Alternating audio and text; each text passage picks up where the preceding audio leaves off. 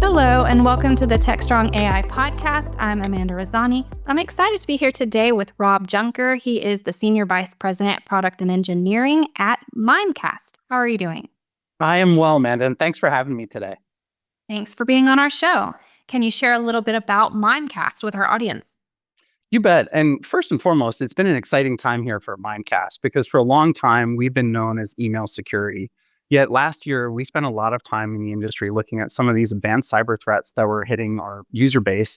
And as an organization, we've shifted from email security now into not just doing email security, but focusing much broadly on this whole human risk management problem. And how do we make sure that humans don't fall victim to either attacks that are coming their way or alternatively human error that causes them to put an organization's data as well as reputation at risk, if you will. So it's been an exciting year for us, a lot of year of change. And also around the AI spectrum, you've got to admit there's been a lot of change here as way in which people collaborate and use this technology as well. Absolutely. And it's advancing so rapidly, entering into so many different use cases, which brings us to our topic of the day, which is AI generated content, which has revolutionized productivity, but comes with hidden risks. So, this is a great week to talk about this. We have quite a few newsworthy events this week. Can you share what you're seeing from your experience about the enhanced risks that are associated with AI? Yeah, you bet. I mean, when you think about AI, it really marched onto the scene here just, years ago at this point, but really hit the mainstream here in this last year. And what we saw was organizations across the board begin to start figuring out, how do I take AI and bring it into my products, but how do I also bring it into my organization in a way that massively increases my productivity, right? Force order multiplications on productivity, make my users, have less errors, but then also tune it as well. And, even this week, as we talk about the little bit of news that came out around DeepSeek, what we are finding is that most organizations now are rapidly adopting AI technologies. And to be honest with you, that's fantastic. We all want more productivity. Many of the things that AI allows us to do allows us to focus on the more strategic portions of our job, as opposed to some of the things that we're all asked to do that are very, basic, repetitive tasks that are there. And I think what we've seen in organizations now in this rush to move to AI technologies is that they're all being faced with the question of, how do we begin to adopt this technology in a safe and secure way into our organization? And Amanda, you got to admit, even from like every chair right now, as you look at organizations, it started off with one particular use case. Maybe an organization said, how do I use this to write copy? And it's actually evolved into almost every single position in an organization, having a different series of use cases for AI that allow them to achieve that productivity, but also with it comes the challenges too. Absolutely. I use it for quick summarizations, advice, to learn about a topic real quick. It's great. I mean, the use cases are unlimited, I feel like. And Amanda, isn't it funny too? Like, as you bring up those use cases around summaries, in some cases, we can't even get out of AI's way now. Like, we'll join a Zoom and it'll say, hey, your AI companion has joined as well. And it's like, it's naturally becoming something that's invading us, but also being super helpful in that regard too. Oh, yes. It's so helpful in regard to transcripts, too. Not having to type those out. It's great. So, with that, though, do come these risks. What advice do you have for business leaders to sort of avoid those risks? Yeah. Yeah. Well, let's talk about the hidden risks first, because I think that's where things get interesting, right? And as you start thinking about the personas and the roles that we all perform in an organization, as an example for a product and engineering leader, I'm constantly dealing with proprietary roadmaps, timelines for deliveries, product messaging, engineering documents, intellectual property that comes from patents and other things that we're looking at. And at first blush, it might make a lot of sense for me to fire one of those things off to an AI engine and say, can you help me improve this? Or what things are you thinking of, that might be able to extend my ideas or improve upon them? The reality is, though, is that so many people today have no policies, no controls, no kind of documented procedures for AI in their organization, that very quickly, if I'm not careful and if I'm doing the easy thing to accomplish my job, I would choose an AI model out there that might use my documents to learn some of the new proprietary things that are coming out, and I expose my organization to risk. And at the same time, too, and heaven forbid, and we see this all the time, right now and some of the risks that we manage here at Mimecast, people might actually take a long document and say, read this, summarize it for me. But in the process of that long document, what they don't see is that there's all this hidden intellectual property around customer data deep into this 100-page document that also puts customer data at risk, right? And all of these factors are those hidden risks that organizations need to be aware of. Now, as you talk about best practices and some of the things that we need to be focused on right now with AI, is that we need to really ask our CISOs, ask our security leaders, ask our CIOs, what is that privacy policy? What is that AI policy? And what controls do we have in place as an organization to adopt AI both responsibly, but then at the same time ensure that we're following best practices where data protection is also being honored for our customers, as well as our roadmaps and any other intellectual property that we have in that organization. And I think that that's really where the rubber meets the road and the crossroads now is coming together, that these leaders in security need to figure out what AI models do they need access to, how do they get private models to them that safeguards those data privacy concerns that they have, and then make sure that the organization is following those paved roads where you've said, this is our AI choice that we're making and we're staying true to them. And, I will say this, Amanda, it's funny because here at Mimecast, we've got a couple different models and a couple different products that we use. And it really becomes easy for a user to say, if one of those doesn't meet my demand, like, how do I go out and just grab the next one because is anyone looking?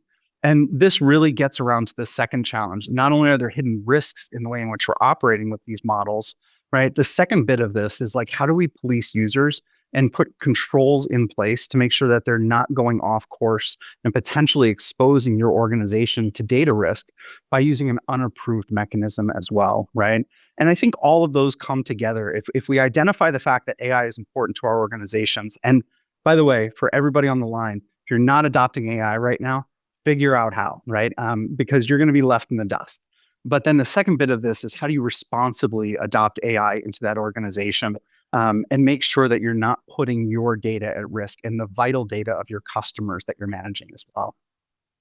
So, in your opinion, is it safer to use AI products that are developed specifically for a company rather than open source public AI tools?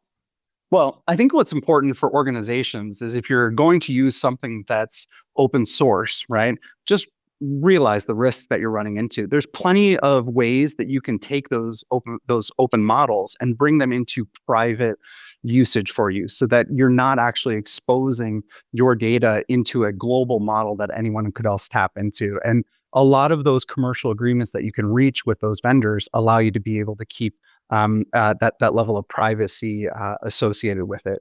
But the second thing I will say is this: is that for all of those models that are out there, some of those models are tuned and designed for very specific purposes, whether it be a general purpose GPT that you've got out there that you can ask generic questions to ones that are designed around marketing best practices. And I've seen AI bots out there today, and some of the things that we've looked at where we talk about low fidelity versus high fidelity, right? And the more and more organizations have to build models that are for everyone, the lower the fidelity of that model becomes. But the more and more you can train a model on who you are, what you need, what your purpose is, and it's a purpose-built model, those have a tendency to go really far in your productivity.